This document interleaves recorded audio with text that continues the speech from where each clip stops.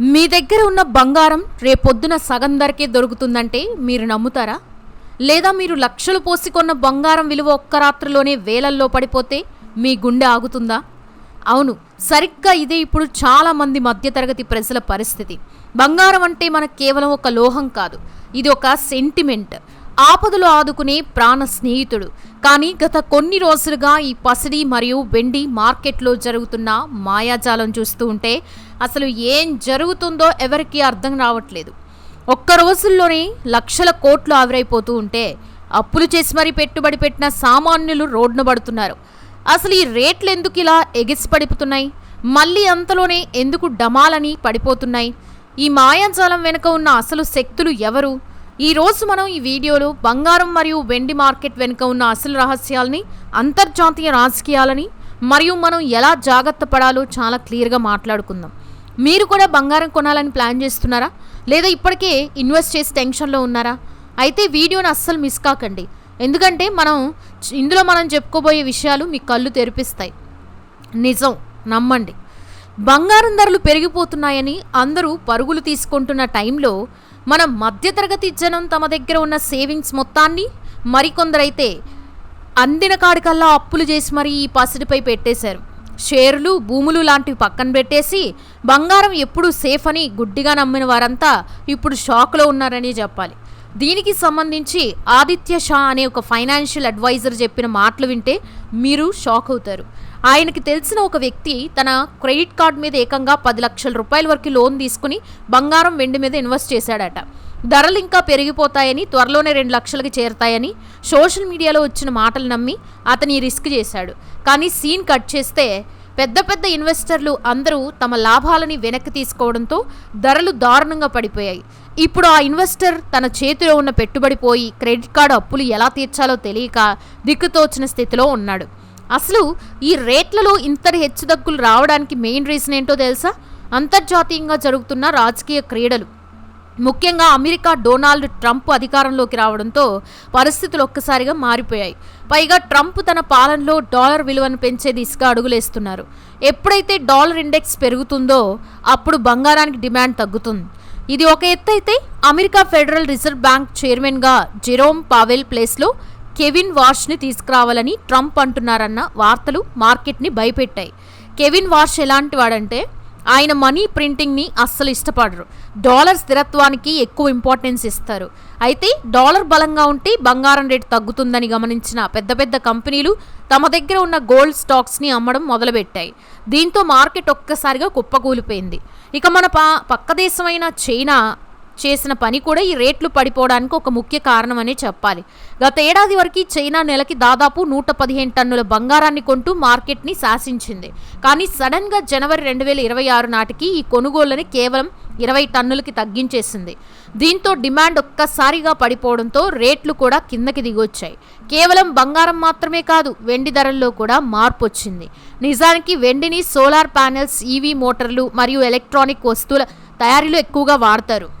ఈ క్రమంలో వెండి ధర కిలో 4 లక్షల రూపాయలకి దగ్గరకు రావడంతో ఆ వస్తువుల తయారీ ఖర్చు పెరిగిపోయి చాలా కంపెనీలు ఉత్పత్తిని ఆపేశాయి. దీనివల్ల వెండికి డిమాండ్ తగ్గింది. ఇక్కడ మనం గమనించాల్సిన ఒక షాకింగ్ విషయం ఏంటంటే జనవరి 30వ తేదీన ప్రపంచవ్యాప్తంగా దాదాపు $7 ట్రిలియన్ సంపద ఆవిరైపోయింది. అయితే ఈ నష్టం పెద్ద పెద్ద బ్యాంకులకో లేదా రిచ్ ఇన్వెస్టర్లకో రాలేదు. తమ బిడ్డల పెళ్లి కోసం డిజిటల్ గోల్డ్ కొన్నవారు, భార్య కోసం నగలు జయించిన వారు, ఈటీఎఫ్లలో ఇన్వెస్ట్ చేసిన మనలాంటి సామాన్య ప్రజలే ఎక్కువగా నష్టపోయారు. కానీ పెద్ద సంస్థలు ఈ పతనాన్ని ముందే ఊహించి లాభాలు సంపాదించాయి. కానీ ధరలు తగ్గుతున్న సమయంలో భయపడిపోయిన సామాన్యులు తమ దగ్గరున్న బంగారాన్ని అమ్మేసి ఇంకా ఎక్కువ నష్టపోయారు. మీరు ఎప్పుడైనా గమనించారా? మనందరం ధరలు పెరుగుతున్నప్పుడే బంగారం కొనడానికి పరుగులు తీస్తాం, కానీ రేట్లు తగ్గినప్పుడు మాత్రం భయంతో ఆగిపోతాం. మీరు కూడా ఎప్పుడైనా ఇలాంటి ఆందోళన పడ్డారా? ఒకవేళ మీరు అప్పు చేసి మరీ బంగారం కొని ఉంటే ఇప్పుడు ధరలు ఇలా పడిపోతే మీ పరిస్థితి ఏంటి? ఇలాంటి క్లిష్ట పరిస్థితుల్లో మీరు ఎలా రియాక్ట్ అవుతారో ఒకసారి ఆలోచించండి. ఇక బంగారం ధరలు ఇలా పడిపోయిన తర్వాత మళ్ళీ పుంజుకోవడానికి ఒక ఇంట్రెస్టింగ్ రీజన్ ఉంది. అదే భారత్ మరియు అమెరికా మధ్య కుదిరిన కొత్త వాణిజ్య ఒప్పందం. డొనాల్డ్ ట్రంప్ ప్రభుత్వం భారతీయ వస్తువులపై విధిస్తున్న టారిఫ్ రేట్లని 50% నుంచి ఏకంగా 18%కి తగ్గించింది. ఈ నిర్ణయం వల్ల భారత్ బులియన్ మార్కెట్లో మళ్లీ జోష్ పెరిగింది. దీని ఎఫెక్ట్తో ఎంసీఎక్స్లో ఏప్రిల్ డెలివరీకి సంబంధించిన బంగారం ధరలు ఒక్కసారిగా 6% వరకు పెరిగి మళ్లీ 1,00,000 మార్కును దాటేశాయి. ఇదిలా ఉంటే మన ఇండియాలో బంగారం వాడకం గురించి కొన్ని ఇంట్రెస్టింగ్ విషయాలు ఉన్నాయి. మన దేశంలో 2 లక్షల నుంచి 10 లక్షల రూపాయల మధ్య సంపాదన ఉన్న మధ్యతరగతి వాళ్ళే మొత్తం బంగారం కొనుగోలులో 56% వాటాను కలిగి ఉన్నారు. ధనికుల కంటే కూడా సామాన్యులే బంగారాన్ని ఒక గొప్ప ఆస్తిగా భావిస్తారు. సుమారు 75% ఇళ్లలో ఏదో ఒక రూపంలో బంగారం ఉంటుంది. ఇందులో 43% మంది పెళ్లిళ్ళ కోసం కొంటే 31% మంది ఎటువంటి అవసరం లేకపోయినా ఒక ఇన్వెస్ట్మెంట్గా ఉంటుందని కొంటున్నారు.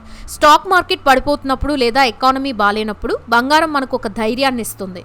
అందుకే దీన్ని సేఫ్ హెవెన్ అసెట్ అని అంటారు. ఇక ప్రపంచంగా వ్యాప్తంగా చూస్తే అమెరికా దగ్గర అత్యధికంగా 8,133 మెట్రిక్ టన్నుల బంగారం నిల్వలు ఉన్నాయి. ఆ తర్వాత జర్మనీ, ఇటలీ, ఫ్రాన్స్ లాంటి దేశాలు ఉన్నాయి. మన ఇండియా కూడా తన బంగారం నిల్వల్ని పెంచుకోవడానికి చాలా ప్రయత్నాలు చేస్తోంది. అలా ప్రస్తుతం మన దేశం దగ్గర ఉన్న గోల్డ్ రిజర్వ్స్ మొత్తం విదేశీ నిల్వల్లో కేవలం 9.57% మాత్రమే. అంటే దేశం పరంగా చూసినా లేదా పర్సనల్గా చూసినా మనం బంగారం మీద ఎంత నమ్మకం పెట్టుకున్నామో మీకు అర్థమవుతుంది.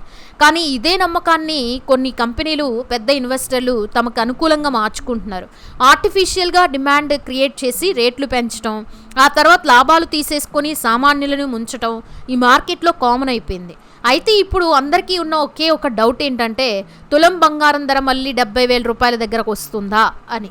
మార్కెట్ ఎక్స్పర్ట్స్ చెప్పే దాని ప్రకారం ఇది అసాధ్యమేం కాదు. అంతర్జాతీయ మార్కెట్లో బంగారం ఔన్స్ ధర కొన్ని ఇంపార్టెంట్ లెవెల్స్ కంటే పడిపోతే మరియు డాలర్తో పోలిస్తే మన రూపాయి విలువ పెరిగితే ఇండియాలో రేట్లు వేగంగా పడిపోయే ఛాన్స్ ఉంది.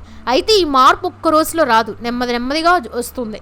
ప్రస్తుతం మార్కెట్లో ఉన్న ఊగిస్లాట్ చూస్తుంటే పెళ్లిళ్ళ కోసం బంగారం కొనాలనుకునే వారికి ఈ రేట్లు తగ్గడం ఒక మంచి వార్తే.